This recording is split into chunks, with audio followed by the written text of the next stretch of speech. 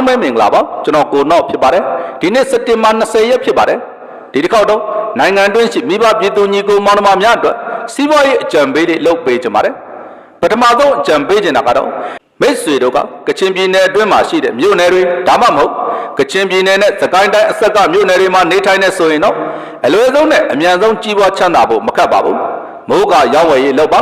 ကချင်လက်နက်ကိုင်တွေက၎င်းတို့ရဲ့လူသားထုတ်ကုန်တွေကိုမကြာခဏဆိုသလိုမိုးကာတွေနဲ့ထုတ်ပိုးနေရတာကြောင့်အချိန်ခဏလေးတွင်မှချမ်းသာသွားမှာပဲဖြစ်ပါတယ်ဒါကြောင့်မိုးကာရောက်မှဖြစ်နိုင်ရင်စက်ယုံမှာထောင်ပစ်လိုက်ပါ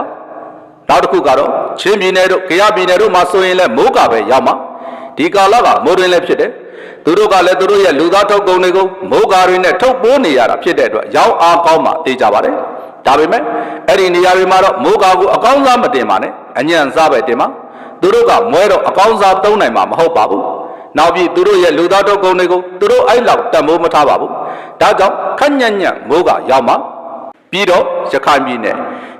အတွင်းမှာနေတဲ့ဆိုရင်တော့မိုးကာတွေဘာတွေမရောက်ပါနဲ့မူရစ်ဆေးကုန်တယ်တာလောက်ပါဒါဆိုရင်ရခိုင်လက်နက်ကိုင်တွေကနေရာပေးပြီးဆက်ဆံပါလိမ့်မယ်သူတို့နဲ့အလုပ်တွဲလုပ်ပြီးခဏလေးအတွင်းမှာချမ်းသာသွားမှာဖြစ်ပါတယ်နောက်တစ်ခုကတော့ပလောင်တွေနေထိုင်တဲ့မြို့နယ်တွေမှာနေထိုင်နေဆိုရင်တော့မိုးကမရောက်ပါနဲ့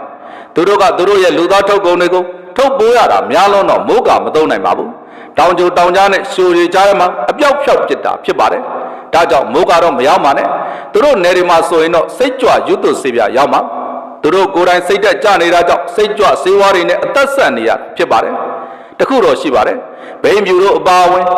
တန်ဖိုးမြင့်မူရစ်စေးဝါးတွေတော့မရောက်ပါနဲ့သူတို့မဝယ်ပဲဓမြတိုက်သွားပါလိမ့်မယ်အပေါ်သားဓမြ900တန်လောက်ရောက်မှာခဏလေးတွင်းမှာချမ်းသာသွားပါလိမ့်မယ်နောက်တစ်ခုကတော့ NUG လောက်ခံတွေရှိတဲ့နေရာတွေမှာဆိုရင်တော့ KTV တို့ဖာပိတို့ဖွင့်မှာချက်ချင်းလက်ငင်းကိုချမ်းသာသွားပါလိမ့်မယ်အညာက local PDF တွေကြားမှာနေထိုင်တဲ့သူတွေအတွက်ကတော့စီးပွားရေးအနေနဲ့ရှုရှဲရောက်မှုအကြံပေးကြပါတယ်ရှုရှဲဟာသူတို့ရဲ့ဂုံယူဖွယ်ရအစားအစာတွေမှာပါပြီးသူတို့ထမင်းဝိုင်းရဲ့အမတ်တစိမ့်လို့တောင်ပြောလို့ရပါတယ်ဒါကြောင့်ရှုရှဲရောက်မှာအကောင်းစားလက်ဖက်တွေဖြစ်တဲ့ဘေးဒါရွှေကြတို့ဘာတို့သွားမလုပ်ပါနဲ့သူတို့မကြဘူးသိလဲသိမှာမဟုတ်ဘူးသူတို့ကရှုရှဲတောင်ပြောင်းမစားနိုင်ဘူးအရွက်နဲ့ရော့စားရတာဒါကြောင့်ရှုရှဲရောက်မှာတေချာပေါက်ချမ်းသာမှာဖြစ်ပါတယ်အဲ့ဒီတော့မိတ်ဆွေတို့လည်းတပုံနယ်မြေတွေမှာစီးပွားရေးလုပ်ချင်တာရှိရင်ဒါမှမဟုတ်စီးပွားရေးလုပ်ဖို့အကြံပြုချင်တာရှိရင်အကြံပြုခဲ့ကြပါဦးတခုတော့ရှိတာပေါ့မိတ်ဆွေတို့ချမ်းသာသွားရင်ကိုနော့ကိုမေ့မသွားပါနဲ့အားလုံးကိုကျေးဇူးတင်ပါတယ်ကျွန်တော်ကိုနော့ဖြစ်ပါတယ်